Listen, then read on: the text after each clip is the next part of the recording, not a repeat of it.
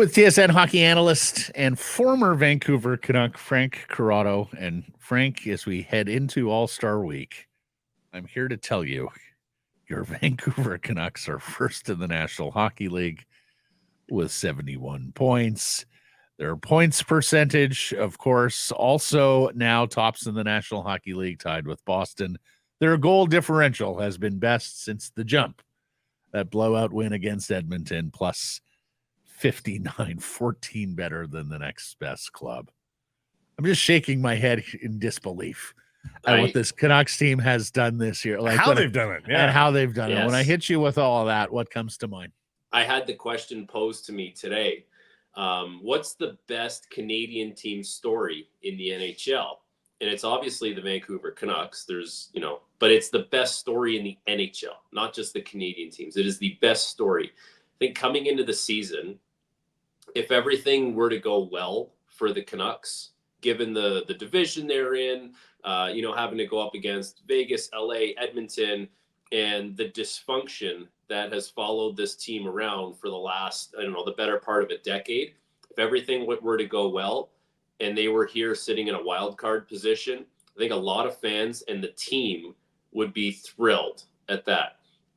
But for them to not only be ahead of that, but to be 7 points ahead of the Stanley Cup defending Vegas Golden Knights heading into the All-Star break is super impressive. It's just, and you're right, the way they've done it hasn't been just one thing. Like, if you go deeper, the Canucks are the best stories, but the stories within the Canucks is really, really incredible. Like, Quinn Hughes pushing up on Cale Makar for the best defenseman in the NHL this year.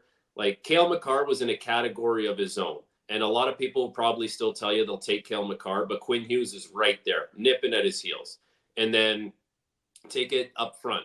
Like JT Miller, his ability to kind of relish this defensive role and take that on and show a little more away from the puck. Pettersson going back, trying to go back-to-back 100-point seasons and probably will be able to do it. Brock Boeser with his big bounce-back year. By the way, I was thinking about this watching the game Saturday. Did we not have a talk? It was over the summer or it was last year where we were talking about Besser, and I don't want to pump my own tires. I don't like doing that, but I'm gonna. I said that would be my candidate to have a big bounce back year this year. And he did, but that's more on him, not my evaluation skills. Anyways, and Thatcher Demko. Like Thatcher Demko early in the season, like he kind of had to weather a lot of games where there was a lot of grade A scoring chances before they were really able to shore things up defensively. So there's so many amazing storylines within the group, and that's led to the group being the best story in the NHL. Is chemistry a real thing? And the reason I'm asking about chemistry is we know all these players. Like the core has played together before for a couple of years, a few years, in fact. Everybody knows who Teddy Bluger is. He's not a new player in the league. Sam Lafferty's a known quantity. Like all these players have histories. There's a few young bucks that are developing, like Nils Höglander would be put into that group. Even Pius Suter. We know who Pius Suter is. Why is it working? Is that just team chemistry? Is it team health? To what do we attribute the fact that this Canucks team can be a 70-point team, 80-point team one year, and be 100 and maybe 110-point team the next? The health thing is so underrated, but so important. Your team is so different if you don't have the health of a couple individuals that really help kind of propel your team. And like sometimes we try and over evaluate and analyze things. And the fact of the matter is some guys just aren't available. And some guys are available, but they're banged up and they're hurt and they're not playing to their 100% capability. So that's a massive thing. That's huge in the NHL. But the other thing about chemistry, as a player, I always felt like there were certain players that you felt more comfortable on the ice with on any given time. And yes, a lot of times it's like, hey, if I was ever playing with Dan Hamhuis or Alex Edler, I was like, awesome. Like they're great players. But there's just something to be said about the kind of instincts that go with playing with some players over the other. and sometimes it just clicks. It feels like, you guys read off each other a little better. The communication seems like it's a little more free flowing. You don't feel like there's any kind of roadblocks as far as how you communicate and how you do things together on the ice. When you have that, it's like lightning in a bottle, man. You feel like, okay, I don't want to see anyone else. Like, we're doing our job. Everyone else has to find this, and we'll be in a good place. So there's something to be said for that. But when we evaluate, like, I find when we evaluate, if we just say so and so has good chemistry together, I don't think we're getting the full picture. Like, what is that chemistry? Like, what's making that happen? So, in the case of the Canucks, like, I don't know, the third line, like, they're tenacious, they're physical, they're not afraid to make a play. Like, those are the things that are leading to us seeing that chemistry on full display. And even the Hughes and Hronek pair, like, their ability to really push the puck up the ice. They don't spend that much time in their own zone. What they do on the blue line in the offensive zone, the way they read off each other, like, those are the things that lead to us seeing the chemistry. And I think there's a lot of like a big portion of this group that has found that. There are a few players that haven't, right? Like Kuzmenko still hasn't found his groove yet. But when it's only a small portion that hasn't found that chemistry, chances are your team's playing pretty well. Poll question today. Is this year's edition better than the 2010-2011 team, which won the President's Trophy? No. I love that Not there team. Yet, huh? I'm not there. Like, I loved that team. I thought that team had, like, they have that magic kind of pixie dust. And not that this team doesn't, because they're just, they're humming along doing their thing. But there was just something about the way that team played and the way they were built. They were so, like, forward thinking at the time compared to what the league was doing and trying to play. And I'm not there that this team is better than that team yet. That team played at a 7:13 pace. This one's at a 7:24 pace. So it is on pace to exceed 117 points. We shall see where it goes. I was always surprised when that team lost. Yeah, well, like, it always no, but here's the Frank. We've been talking about this a little more readily here, because that team could play one period and win a hockey game. And as much as Rick Tocchet might be loath to hear this, we're now starting to see a Canucks team that can play a period and win a hockey game, which I know is a little bit scary. No, I know it isn't. It's not a great habit, but it's also a symbol of excellence, right? When you don't need to play a full 60 minutes. If it's loss mitigation, like in the case of the Columbus Blue Jackets, if it's holy crap, this was headed for a loss and we pulled this one out of the loss pile and put it in the win, then it's a good thing. You just don't want it to be the backbone of your team, I guess. It's something that's hard to quantify, but teams that just find a way to win, it's like just good teams just find a way. And there's always this factor where you're playing against certain teams that really have that going on, and either you go into their building or they come into your building and you're like, man, we outplayed them, we outchanced them, we outshot them, and they still found a way to win the game. Like, good teams just find a way to do that. And you go back, look at the list of Stanley Cup champions over the years. I feel like Tampa was always doing that to teams. I saw it all the time here when they would play the Leafs, where Leafs are playing great. All of a sudden, Tampa gets a couple power play opportunities, and bang, bang. It's like game over. See you later. Or they had their one chance, and it was they made the most of it. Like, the Canucks have that, and one of the best attributes you could say about a team is that they could win so many different types of games, styles of games. Like, I see that right now with the Florida Panthers in the East. Like, Florida you talk about, and I can't remember where I said this, but you talk about versatile players all the time and how effective they are, right? They are a versatile team. And I think the Canucks have shades of that as well, where, they could be down in the game, they could have the big comeback and win the game. They could dominate the game from start to finish, although they haven't been great in the second period lately, although they get off to great starts in the first period, and you think that's going to be the case. They can win tight games. They can win that free-flowing kind of track meet game, which is not recommended more than you have to. But that's the indication of a team that has that factor where it's like they just know how to win hockey games, and like you don't get to be the best team in the NHL in the standings if you don't have that. You mentioned all the stories within the story that is the Vancouver Canucks. Is Besser the best? And not just because you called it as a comeback, but just because so many people can get behind it. It's the best story for sure. And you just think about everything that the guy's been through.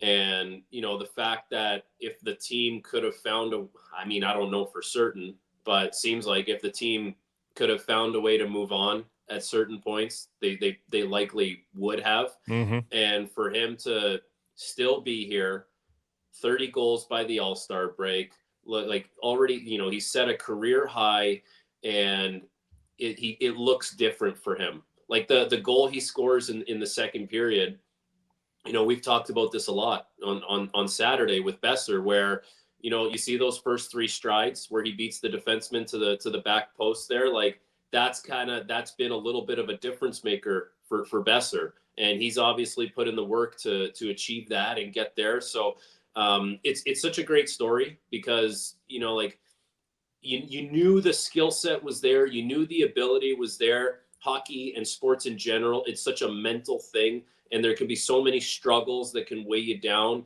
And, you know, I think we also need to remember there's a human element to a lot of this stuff. And for him to have the success he's having this year just goes to show you that when you have a clear head and you're in a good space, you have the skill, you have the ability, you put it all together. And like we kind of knew what the other guys were, right? Like as much as Hughes pushing up on Makar is a great story, Pettersson potentially going back-to-back 100-point seasons, Demko's always been great. Like those are all great stories, but this is the one that goes from, you know, rock bottom to the penthouse the quickest, and it's really cool to see. The crowd helped. They get a second assist on the win. Do you remember that feeling? Do you remember that feeling of a crowd building you up and putting air under the wings? Because I don't think it's any question that really helped the Canucks on Saturday night. The biggest place I remember that is actually in Utica when we were going to the finals, the Calder Cup finals. That crowd was crazy. Like I heard a story, and I didn't see this with my own eyes, but I heard a story, and it was written somewhere that there was a gentleman in the crowd with a prosthetic leg, and anytime we scored a goal, he would pour his beer into the prosthetic and chug the beer. Oh. And like that's how crazy this crowd was.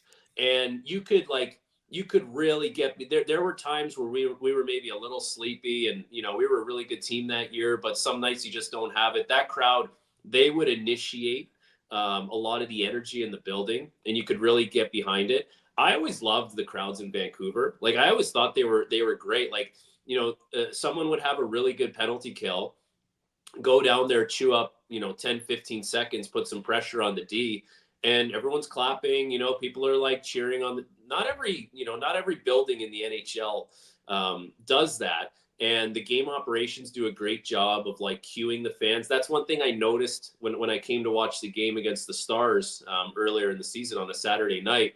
Like the game ops do a good job of, they'll flash like "Go Canucks go" and then everyone's going. Like everyone's very attentive to it, which is great. But one of my favorite moments with the crowd in Vancouver, and I'll never forget this feeling as long as I live, is coming out for Game 1 of the playoffs.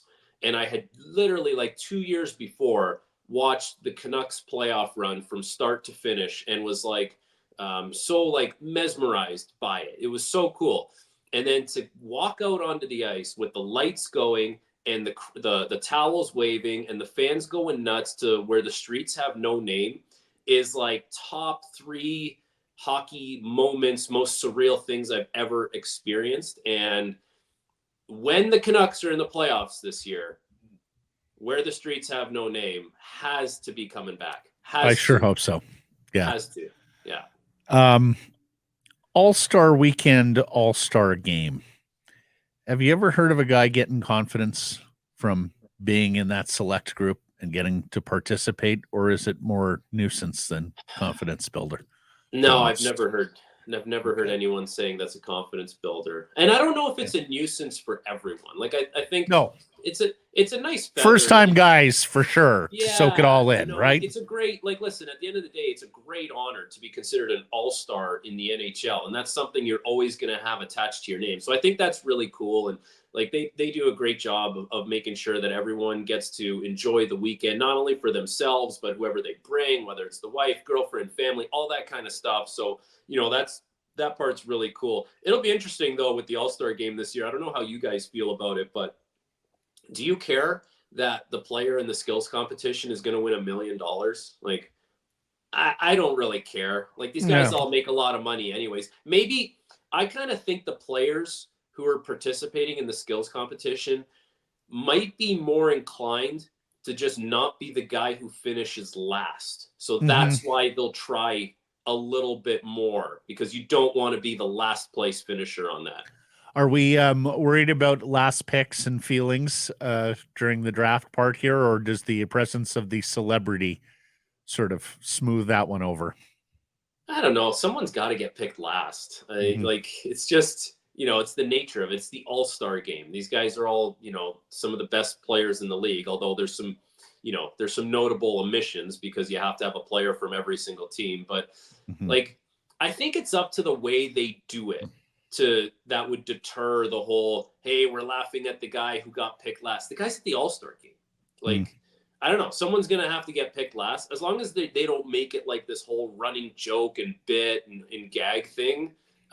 It's whatever you make of the situation. Right. I vote for Kessel. Fewest cringes per 60 is going to win it for me. Like, seriously, though. Like, there's a lot of things that the league does, and you watch it, and you're like, oh, yeah, it's like I'm watching an early episode of The Office. Yeah. Where I'm like, I don't want to look, like, I have to look away, but I don't want to. It's cringe. It's awkward. Or I don't know, take your pick. King of Queens, early episode of The Office. Like, that's the feeling I get sometimes.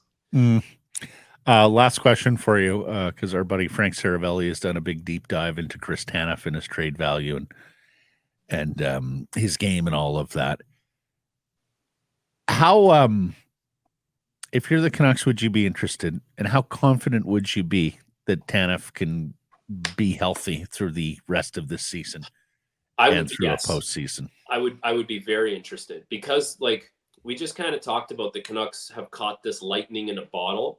So why not really go for it, right? In a sense that you bring in a piece that really helps you. And what did Frank say was the cost? Like, what was his feelings on that? Well, there were four actually different defense trades mentioned. In some cases, you got to go back to 2016, where Chris Russell went to Calgary for a conditional second and a couple of B to C level prospects. Brent Kulak went to Edmonton a couple years ago from Montreal for a second round pick, a seventh, and a hope bet prospect. And then there was Josh Manson to Colorado from Anaheim, Drew Hellison, who was probably a B level prospect and a second round pick. And then the last one was Giordano to Toronto with Blackwell for 2 second round picks and a third. So that gives you sort of a range. Okay.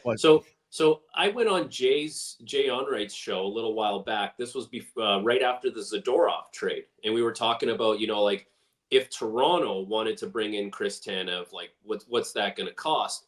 And we went through the whole thing, kind of based on if the Leafs were trying to do it, because they were the team at the time that was, everyone was connecting. They need the defensive help. And some moron got my email address. Some idiot in Calgary got my email address and said, you don't know what you're talking about, because, Chris Tanev, I can't remember what we said it was going to cost. It was going to be like a pick or 2 picks. It was going to be 2 picks, basically. I think that's what we said at the time. And it's like, how dare you insinuate it's not going to be a first round pick and it's got to be a high end prospect? I'm like, he's a really good player. He's going to help a team. He's like also 34 and he carries a larger cap hit. So there's that as well. And I saw on the weekend, it was reported that Ottawa potentially has some interest in Chris Tanev, and that would be more of a longer term thing. But you think about putting Chris Tanev into Vancouver, where, okay, he might not even have to play on the first pair, but he could if you wanted him to. He doesn't have to play a ridiculous amount of minutes because there's more good players on the back end than when he was here. So when it comes to that injury risk, those two things help mitigate that. So there's a better chance that you're putting him in a position to stay healthy, but B, a position where you get into the playoffs and you didn't have to run, 34-year-old Chris Tanev, who's a really good player. He's in really good shape, all that kind of stuff. But, he's been injured. You don't have to run him into the ground, and you get the best out of him at the right time. So it makes sense on a lot of levels. Sorry, I was so pissed when I'm like, how did this moron get my email address in Calgary? But yeah, there we go. You survived. It's good. Yep. My dude, thank you for this on a Monday, no less. We will catch up next week. Enjoy All-Star festivities. Until then. I will be staying far away. I don't need the traffic. I don't want to pay for parking. I don't want the crowds. I will be tucked away at home. Thank you, though. Watching from afar. 80-year-old Frank Corrado here with Sekeres and Price. Stay away from the morons. That's right. Yeah. Enjoy And with your stay away popcorn from the morons. at your home. That's right. Hey, everybody. If you're enjoying what you're seeing here, then follow along with Sekeres and Price on YouTube. I promise more content coming. The kids call it subscribe on YouTube. Well, how about liking it? Do that as well. Smash it right now.